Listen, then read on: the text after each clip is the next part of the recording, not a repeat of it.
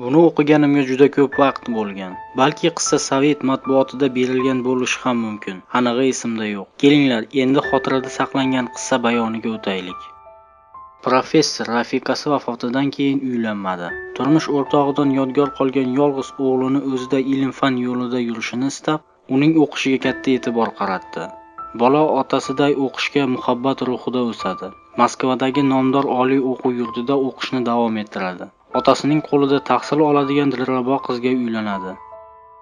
O'z vaqtidan kechikmay farzand ko'radi. Qishki qisqa ta'tilni Toshkentda o'tkazgan yigit safari qarib yo'lga chiqadi. Uni yarim kechasi ostonadan kuzatib qo'yadilar. Ob-havoni avzoyi buzuq, sovuq odamning ich-ichiga kirib chayonday chaqaman deydi. Agar Toshkentda shunchalik sovuq bo'lsa, Moskvani gapirmasa ham bo'laveradi. Yigit aeroportda uzoq qolib ketdi. Poytaxtda qor qattiq yog'gani sabab reys qoldirildi. Yigit yarim kechasi uyga qaytishga majbur bo'ldi. Professor kechasi bilan bosinqirab chiqdi. Bir nimadan arazlagandek, anchadan beri uning tushiga kirmay qo'ygan marhuma xotini bu kecha uni ko'p bezovta qildi. Biroz uxlagan bo'lib, yana uyg'onib ketdi. Turmoqchi bo'ldi-yu, lekin kechasi keragidan ortiq ichilgan ekanmi, yoki er-xotin anchadan beri birga tunamagani boismi, bu kecha suhbat cho'zilib ketdi. Shu bois o'rnidan turmay yana uxlab qoldi. Bu gal uzoqroq uxladi. Bir mahal tushiga yana marhuma rafiqasi kiradi. Ayol juda bezovta ko'rinardi. Polaponi tomon sudralib kelayotgan ilon tepasida aylanib cho'g'irlayotgan ona qushday bezovtalanib eriga hech tinchlik bermasdi. Professor u yoqqa ag'nab, bu yoqqa ag'nab uyqusini topa olmadi. O'rnidan turib nabirasi yotgan xonaga kirmoqchi bo'ldi. Moskva reysi qoldirilgach, yigit yarim kechasi uyga qaytadi.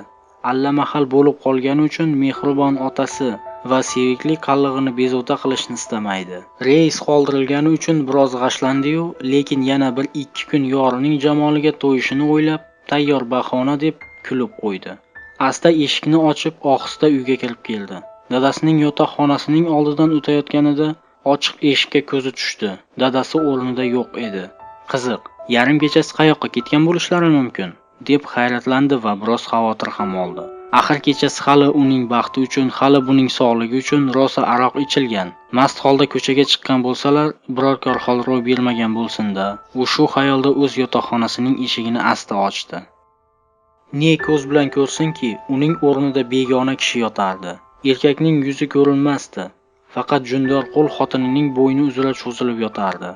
Kutilmagan bu mudhish holatda tilga bir kalima kelmaganidek o'y-fikr ham chalkashib ketar ekan. U nima deyishni, nima qilishni, nimalarni o'ylashni ham bilmay don qotib qolgan edi. Nahotki xiyonat? Otamning yo'qligidan foydalandimikin? Axir mening uydan chiqqanimga hech qancha vaqt o'tgani yo'q-ku. Otam ularni yolg'iz tashlab qayoqqa ketdilar ekan? Yigitning uyqu-top yuzidan uyqu qochib, karaxt bo'lib qotib qolgandi. Professorning endi ko'zi ilingan ekanmi? Yana tushiga ayoli kirdi. Alahsirab bir narsalar dedi. Bu yonboshga ag'nagan edi, uning jun bosgan qo'li yonida yotgan oq tanli go'zalning bo'ynidan sirg'anib yoniga tushdi. Shunda uning yuzi ostonada serrayib qotib qolgan studentga aniq ko'rindi. U endi nima bo'lganini angladi va nima qilishini bildi. Eshikni qanday ochgan bo'lsa, shunday yopib telbalarcha devorlarga urilib surilib, yumshoq tekis gilam ustida ham qoqilib o'g'li yotgan xona tomon yurdi. Professor shu alfozda uzoq yotdi. Uyqusi qochib o'rnidan turdi. Sochlari to'zib ketgan Nozanin esa mast uyquda orom olardi. Tanasidan doim Moskvadan keltirilgan duxiyning shirin isi taraladigan lobar nimagadir professorning ko'ziga hozir alvasidek ko'rinib ketdi. Bezovtalik sababini bilmay, nabirasining yoniga kirdi. Nabirasining yostig'i ho'l edi. Uning yostig'ini almashtirmoqchi bo'lganida bola ko'zlarini katta ochib jilmayadi. "Uyg'oqmisan, polvon? Yostiqni shalabbo qilib qo'yibsan-ku." "Men emas, dadamlar yig'lab shalabbo qildilar." "Dadang keldimi?" "Ha, dadamlar shu yerdalar." "Meni quchoqlab rosa yig'ladilar." "Qayerga ketdi?" "Oshxonaga kirib ketdilar." Professor jadallaganicha oshxonaga chopadi. U har qancha tezlamasin, foydasiz edi. Professor ancha kechikkan edi. Oshxona shiftida bo'yniga sirtmoq solingan o'g'ilning sovimagan issiq murdasi osilib turardi. Bolaning yostig'ini ho'l qilgan ko'z yoshlar qurigan ariqdek uning yuzida iz qoldirib ketgandi. Yosh joniga suiqasd qilgan student o'limining sabablari ko'pchilikka qorong'u bo'lsa-da, 3 kishiga juda ham aniq edi. O'lim siridan vofiqlardan biri barcha sirni o'zi bilan qabrga olib ketdi. Boshqalar ichlariga dafn etdilar. Professor xotiniga sodiq qolgan edi. O'g'lini uylantirib qo'yib, o'zi ham uylanish niyati yo'q emas edi. O'g'liga kelin topish unchalik qiyin kechmadi. Universitetning tarovatli qizlaridan biriga og'iz solishdi. Aniqrog'i domladan ko'zini uzmay mazmunli leksiyaga quloq soladigan qizning o'zi buni taklif qiladi. Xullas ana-mana bilan to'y bo'lib ketdi. O'g'il o'g'illik bo'ladi. Ikkalasining ham o'qishiga zarari tegmasin deb kelin va nabirani uyda olib qoladi. Kelin bilan yolg'iz qolgan ko'rkam qaynota avvalgidek sokin hayotni davom ettiradi. Kelini har kuni kanda qilmay iyak ostiga atir surganda xonani ajoyib muattar hid tutib ketardi. Yuqa kiyingan xushbo'y kelin hamisha qaynota bo'yinbog'ini yoqasining ostidan o'tkazib taqishiga ko'maklashardi. Ustoz professor kelinga minnatdorchilik bildirib ilmgohga ravona bo'lardi. Kelinga yalchiganidan suyunar edi.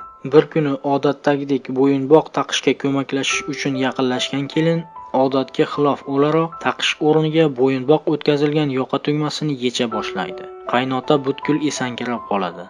Ro'parasidagi ayol qaysi bir jihatlari bilan marhuma rafiqasiga o'xshab ketardi.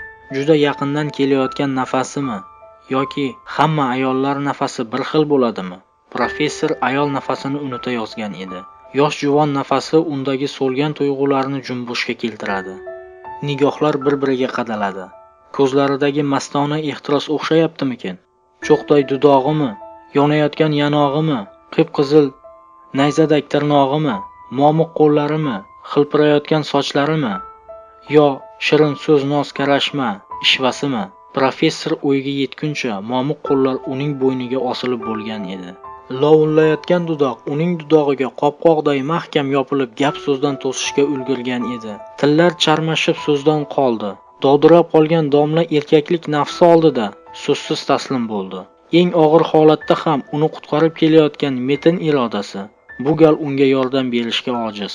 Bog'landi bag'rim hadsiz sistamga, yuzlandi umrim taxli alamga, tushdim netaykim zindoni g'amga, muhtoj erurman lutfu saxoga.